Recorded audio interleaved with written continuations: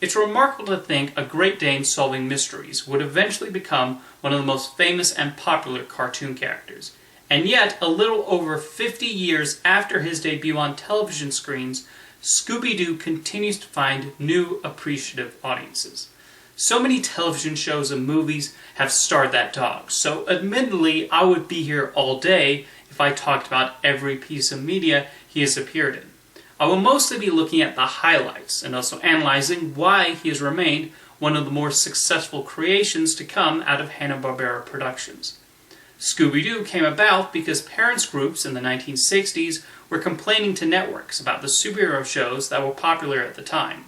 CBS, Hanna-Barbera, and writers Joe Ruby and Ken Spears tried to figure out a show that would appease parents while still having enough edge to keep children entertained. These discussions led to the creation of the mystery show Scooby-Doo, Where Are You? The decision to focus on a group of teenagers was based on the success Hanna-Barbera had achieved with the Archie show, based on the Archie comics. Ruby, Spears, and character designer Iwao Takamoto went through a number of possible teenage characters before going with the final quartet of Shaggy, Fred, Velma, and Daphne. For their dog, he was originally named Too Much, and they considered making him a small dog. In the end, they decided to make him a cowardly Great Dane, although they did have fears he would be compared to Marmaduke. CBS executive Fred Silverman was the one who came up with the name Scooby-Doo, inspired by Frank Sinatra's scat singing style. Scooby-Doo, Where Are You? Started airing on CBS's Saturday morning block in 1969 and was an immediate success. Why was the show a hit? I think it partly came from the easily identifiable characters and the uniqueness of Scooby-Doo himself. As voiced by Don Messick, his antics proved amusing to the child audience, as they watched him and his best buddy Shaggy tangle with ghosts and monsters, who in the end were always locals in costumes trying to scare people away from whatever land or establishment they owned, or some crime they were covering up. Yeah, the show's scripts did not exactly change much from episode to episode. Once you've watched a number of episodes, you sort of get the gist of the Scooby-Doo formula. That repetition is part of why it was never one of my favorite Hanna-Barbera cartoons, although I still kept watching for some reason.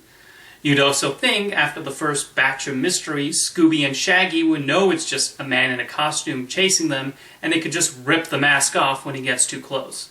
Although, curiously enough, the meddling kids line was rarely ever said on the show. It was often some variation.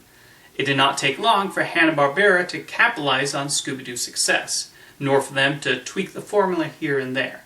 The new Scooby-Doo movies had the Mystery Gang teaming up with the likes of Batman and Robin, the Harlem Globetrotters, the Addams Family, Sonny and Cher, Don Knotts, Dick Van Dyke, and other famous celebrities and fictional characters.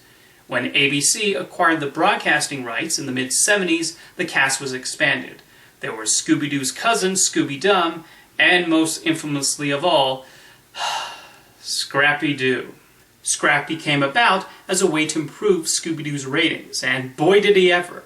The feisty pup proved popular with viewers, and helped keep the franchise going for a number of years. He even started to steal some of the spotlight away from his uncle. Personally, I've always found Scrappy to be a tad on the annoying side, and never much cared for his antics or his constant proclamation of puppy power. The Scooby-Doo shows tried a number of different formats in the 80s too, the 13 Ghosts of Scooby-Doo being one that stood out. This one brought even more fantasy and included ghosts who were actually real, as Scooby and Scrappy attempted to put them back into the box from whence they came. The show also introduced the warlock Vincent Van Ghoul, appropriately voiced by legendary horror movie actor Vincent Price. Tom Ruegger, who was a writer on a number of Hanna-Barbera shows, then developed a pup named Scooby-Doo. In addition to portraying younger versions of the Mystery Gang, Ruegger also brought a more cartoon-heavy sensibility.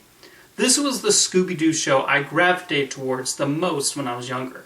The humor was quite clever and self-referential, and the more rubbery, colorful animation set it apart from previous series. This is a show where Fred continually suspects a recurring character named Red Herring of being the monster. What's not to like? When Ted Turner's company bought Hanna-Barbera in 1991, Scooby-Doo started airing reruns on his Cartoon Network the following year. These reruns proved very popular and allowed them to find a new generation of admirers. Then Turner Broadcasting became part of Time Warner, and their new parent company took notice of Scooby-Doo's enormous success on the network. Warner Brothers Animation gave the go-ahead for a new direct-to-video movie, and the result was Scooby-Doo on Zombie Island. This took the property in a new direction, as it was darker than previous entries and the filmmakers crafted a fun mystery. The animation was also given a major upgrade, and it played with the idea that the Mystery Gang is all too familiar with what their adventures usually entail. That self-aware attitude brought a certain freshness, and Zombie Island was advertised for having real monsters this time. The monsters the production team came up with were certainly creative and unlike anything the gang had faced before. Don Messick had sadly passed away in 1997, but Scott Innes more than proved a solid replacement as Scooby-Doo. You could show Zombie Island to someone who doesn't care about Scooby-Doo, and they still get a kick out of it. That movie was such a commercial and critical success that new direct-to-video movies starring the Mystery Gang became an annual tradition, with entries including Scooby-Doo and the Witch's Ghost, Scooby-Doo and the Loch Ness Monster, and even Scooby-Doo WrestleMania Mystery. It was also inevitable that Scooby-Doo would find his way onto the big screen, and a pair of live-action adaptations were released in the early 2000s, directed by Raja Gosnell and written by James Gunn. While marketed towards families, they were actually created with an older audience in mind, as Gosnell and Gunn wanted the movies to cater to people who grew up with the series. Thus, it attempted to tackle some of the long-standing fan theories, like Shaggy being a stoner and Velma being a lesbian. Gunn also used the opportunity to take his revenge on Scrappy-Doo, the character he has confessed to always hating, although Warner Brothers ended up forcing them to cut a few things after they got cold feet. Scooby-Doo was brought to life using computer-generated imagery, and stuntman Neil Fanning provided his voice. Surprisingly, despite doing a pretty good impersonation, he only reprised the role in video games. I've never thought much of the live-action movies, though, as I felt they relied too much on scatological humor. I think the most noteworthy thing about them is Matthew Lillard's portrayal of Shaggy. He really nailed everything about the character, from his mannerisms to the voice, and it's easy to see why he became Shaggy's official performer later on. Linda Cardellini was also a spot-on Velma. Scooby-Doo was a box office hit in the summer of 2002, and Warner Brothers was already taking advantage of this by debuting a new show late that year titled What's New Scooby-Doo, which was when Frank Welker started voicing the Great Dane. This started a whole new line of television series, with the most acclaimed being Scooby-Doo Mystery Incorporated. This show used a serialized approach, although still with a Monster of the Week element.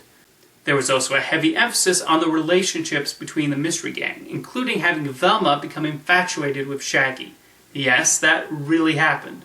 While Coolsville has canonically been their hometown, Mystery Incorporated shifted the setting to Crystal Cove, as we see them do what they do best, solving mysteries. I watched some episodes of the show, and I can understand why it attained a following. They did try to flesh out the characters a bit more, with the development I found most amusing being Fred's obsession with building traps. Scooby is also made more talkative here, probably to allow greater conversation with Shaggy. The makers of Mystery Incorporated clearly had fun including plenty of Hanna-Barbera references, and there was a decent amount of creativity with the featured monsters and ghosts. And this year, a new theatrical Scooby-Doo movie was released. Well, it was meant to go theatrical anyway. There was some controversy due to the decision to recast the official voices. And yeah, the fact that Matthew Lillard, Greg Griffin, and Kate Micucci were not even informed beforehand was really disappointing. It was probably for the usual reason that they wanted to boost ticket sales with celebrities. But since Scoob ended up premiering at home, that proved all for naught. I do want to watch Scoob at some point. I just think $20 is a little steep to rent one movie, so I'm waiting it out. Through his many years of solving mysteries, eating Scooby snacks, and guzzling down massive sandwiches, Scooby-Doo has certainly proven himself durable. Hanna-Barbera, Ruby, and Spears hit upon something that has proven a success with multiple generations, and so many directors, writers, artists, and voice actors have done their part to keep the legacy going. I think Scooby-Doo is one of those cartoon characters who will always be there, trying to entertain audiences by either employing new methods or reverting back to the old formula. Whenever Old Man Jenkins decides to put on a ghost outfit, Scooby-Doo and the Mystery Gang are sure to arrive just in time to catch him. See you next time.